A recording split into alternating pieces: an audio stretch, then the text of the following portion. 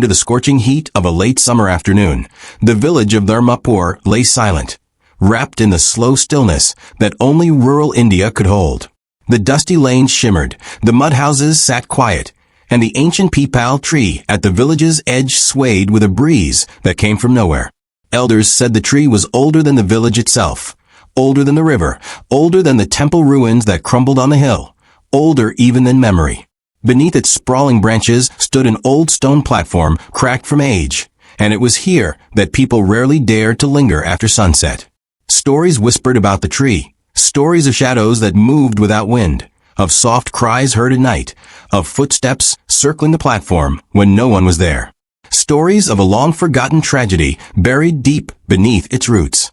Arjun, a 19-year-old college student, didn't believe in such tales. He had grown up listening to the stories, yet his world was shaped by facts, logic, science. After finishing his exams in the city, he returned to Dharmapur to spend the summer with his grandmother. He loved the peace of the countryside, the smell of fresh rotis in the morning, the endless fields, the stars at night.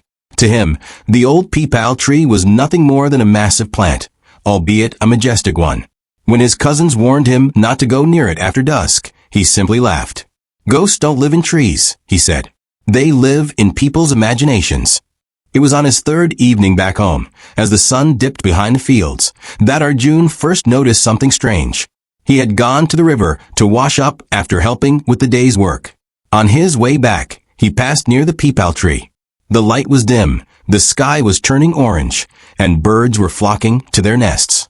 As he walked past, he felt a sudden chill slide down his spine, a coolness that was unnatural for the hot season.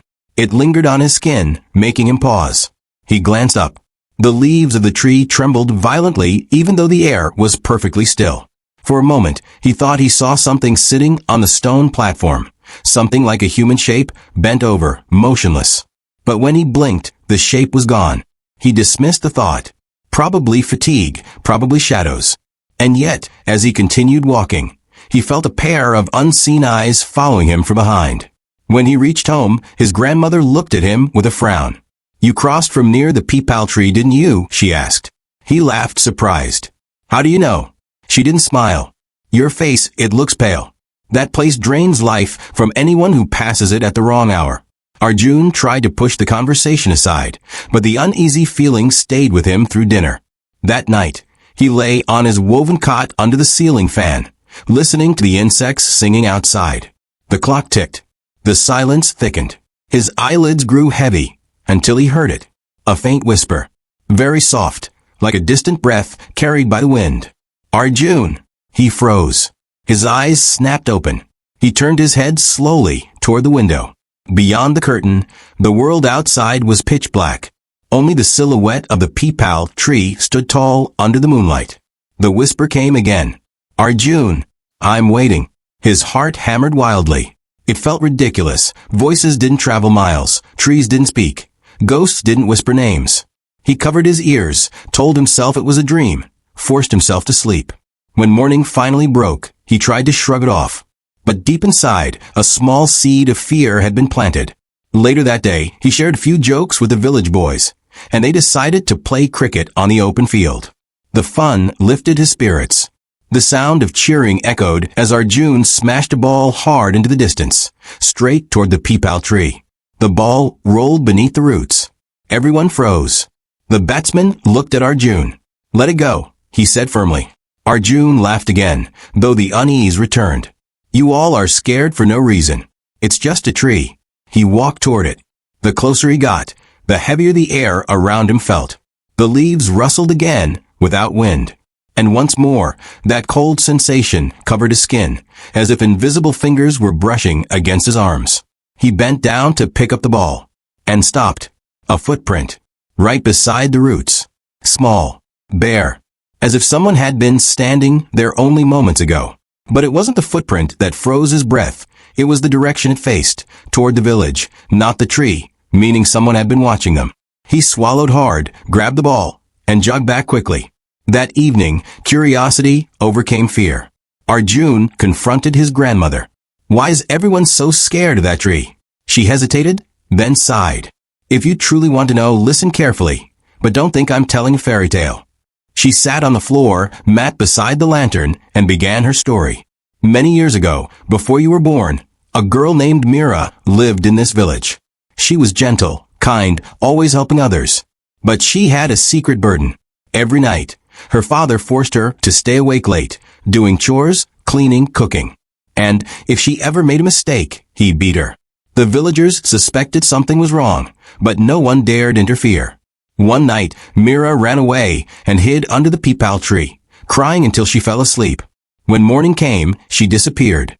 People searched, called her name, looked in the fields, the river, the forest. Nothing. 3 days later, they found her, hanging from the branches of the peepal tree. Arjun's throat tightened. Suicide, he whispered. His grandmother shook her head. No. Mira loved life. She loved to dance during festivals. She was planning to study. She didn't tie the rope around her own neck. Someone else did it. Someone followed her that night. Someone who knew no one would suspect a thing. Her father said she was possessed, that she killed herself, and everyone believed him. Her eyes glistened with old grief. But Mira's spirit didn't rest. They say she wanders under the tree. They say she calls the names of those who walk near it. Sometimes she shows her face, broken, bruised, waiting for someone to find the truth she never got. Arjun felt cold all over. And you think she called me? His grandmother didn't answer. That night, the whisper returned. Arjun, help me. This time, he didn't hide. He stood up, walked to the window, and slowly moved the curtain. The peepal tree stood silent in the moonlight. For a moment, he saw nothing. Then, he spotted something faint, like a pale figure standing beneath the branches. It looked like a girl, frail, still, her head slightly tilted, her hair hanging down, her feet barely touching the ground. Arjun stumbled back, gasping. The next morning, he decided he needed answers. Whether it was fear, logic, or destiny, he didn't know. But something inside him urged him to uncover the truth about Mira. He went through old village records, spoke to elders, asked discreet questions. Most people avoided the topic, but a few whispered rumors. Mira had bruises on her body before she died. The rope marks were uneven. Her father had been drinking heavily the night before. And one man claimed he saw someone carrying a bundle toward the tree. Piece by piece, the truth emerged like a shadow taking form. Mira had been murdered by the very man who claimed she was possessed. That evening, Arjun walked to the peepal tree, this time intentionally. The sky was cloudy, winds growing unpredictable. Shadows danced around him. The air tightened as if the tree recognized him. He stood under it, heart thundering. I know what happened to you, he said softly. I know the truth. The leaves rustled violently. Something cold brushed his shoulder. Then she appeared. Not fully, only partially. A faint outline of a young girl, her eyes hollow yet pleading, her voice trembling like broken glass. Tell them what he did to me. I will, Arjun whispered. I promise. The figure slowly dissolved like mist. Arjun wasted no time. He gathered the villagers the next morning and presented the evidence. At first, they resisted. Old beliefs didn't die easily. But eventually, confronted with undeniable facts, they agreed to visit Mira's father, now old and weak. Under pressure and guilt, the man broke down. He confessed everything. He had killed his daughter in a drunken rage and tried to stage it as suicide. The shock ran through their mapur. The villagers arranged a proper ceremony for Mira. They prayed for her peace, lit lamps under the peepal tree, and placed flowers where she died. They cleansed the platform with sacred water. They spoke her name with respect. That night, for the first time, the whisper did not return. The air around Arjun felt warm, peaceful. He sensed that Mira had finally found rest. But just as he drifted to sleep, he heard a soft, gentle voice. Not eerie, not haunting, just grateful. Thank you, Arjun. And the peepal tree? It still stands at the village's edge, its branches dancing with the wind. But now, the villagers no longer fear it. Children play beneath it in the evenings. Women sit under its shade during the day. The stone platform has been repaired. Lamps burn there during festivals. Yet sometimes, just sometimes, when the sky is silver and the night is quiet, one might feel a soft breeze circling the tree. Some say it's Mira's spirit finally free. Some say it's her blessing. And some say she still watches over those who walk near her resting place. Arjun left for the city again, but he returned to Dharmapur often. He never forgot the voice that called his name. He never forgot the feeling of cold wind on a still night. And he never forgot the lesson he learned under the ancient peepal tree. Sometimes ghosts don't haunt because they want to scare. Sometimes they haunt because they want the truth to be heard.